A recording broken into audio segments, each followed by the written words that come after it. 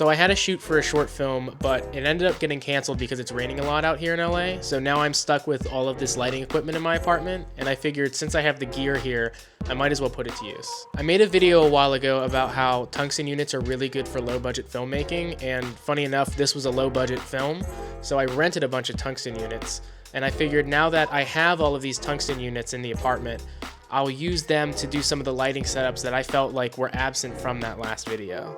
Think of this as part 2. Also, quick disclaimer, I tried to keep all these lighting setups pretty simple. It's just me in my apartment, so I didn't get too crazy with shaping all the lights. This is mostly just to focus on the concepts of these lighting setups. All right, let's get into it.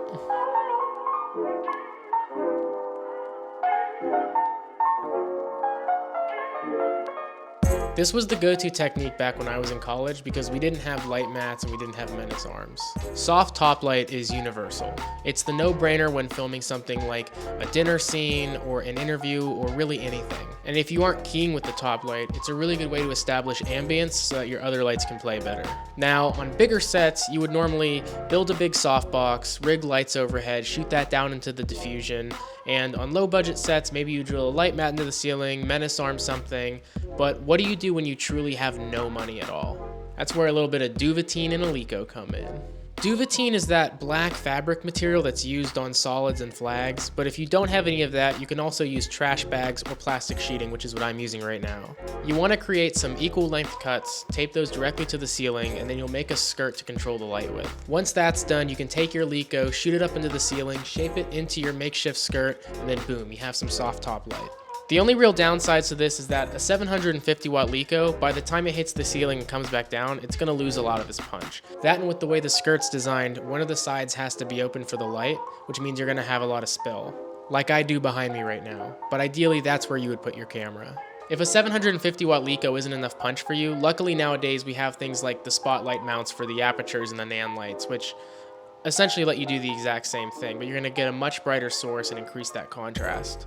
This one's going to get a B tier because it comes with a good bit of spill, and because you have to shoot the light up into the ceiling, it can limit your blocking a little bit. The last thing you want is for your talent to walk right in front of your light and then light up like a Christmas tree, and everybody at Video Village is going to be like, what the heck? What the hell?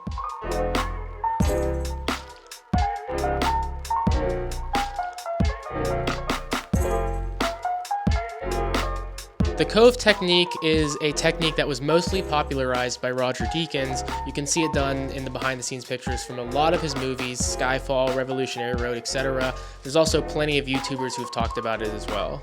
Basically what the cove is, as you can see, is it's a cove of bounce that wraps around from the side to the front of a subject. Into that cove, if you're doing it the traditional Roger Deakins way, you would bounce a bunch of tungsten units back at various intensities. For instance, your furthest side key would be at 100%, then 70%, and then 40%. I only have these two 650s at the moment, but I have this one set to 100, the other one set to 50, and they're kind of aiming so that they're washing the entire cove of muslin.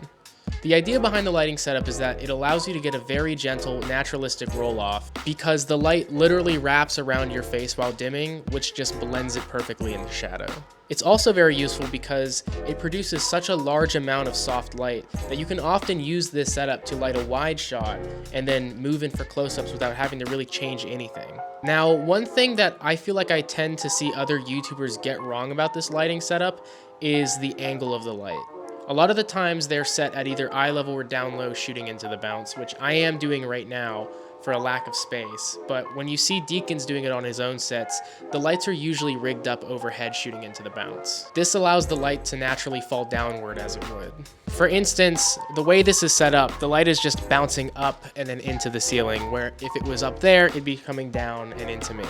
This is a great way to light large spaces. It's a beautiful way to light a close-up. I'd give this technique an A tier because it does take up a lot of space and it is a little bit of a setup, but if you have the means to do it, go for it.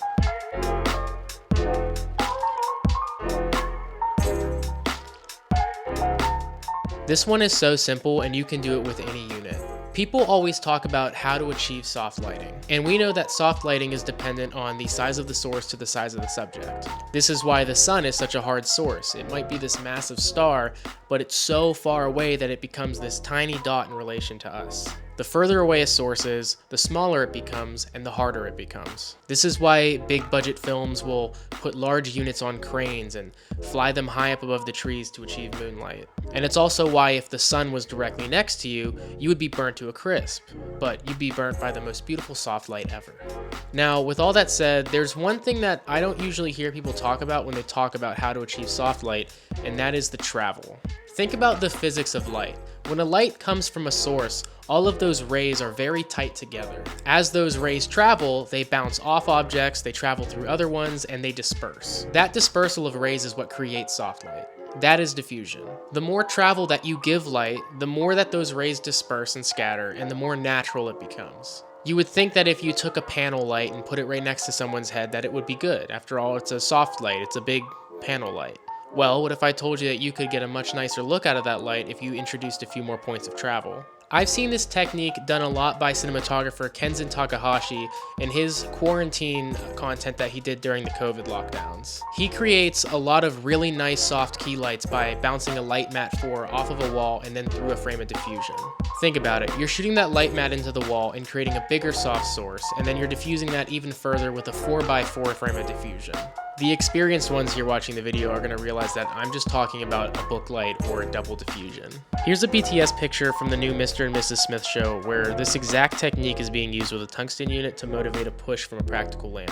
It's pretty reminiscent to like what I have going on right here. You can use this as a side key, as a top light, you can use any light to achieve it, and it fits in relatively tight spaces. This is an S-tier technique. I see this on so many shoots. You would think that big budget productions are using the craziest setups with the craziest units, but a lot of the times if it's not a big action scene and it's something simple, they'll go for a simple setup like this. So these were some of the lighting techniques that I've used a lot throughout my career, specifically like way back in the early days of starting out. All the stuff here was done with like really low cost tungsten units, but of course, you can do the same thing with any units you have access to. All of the grippery, the stands, the flags, the lighting that I have right now was about $220 for a 3-day rental.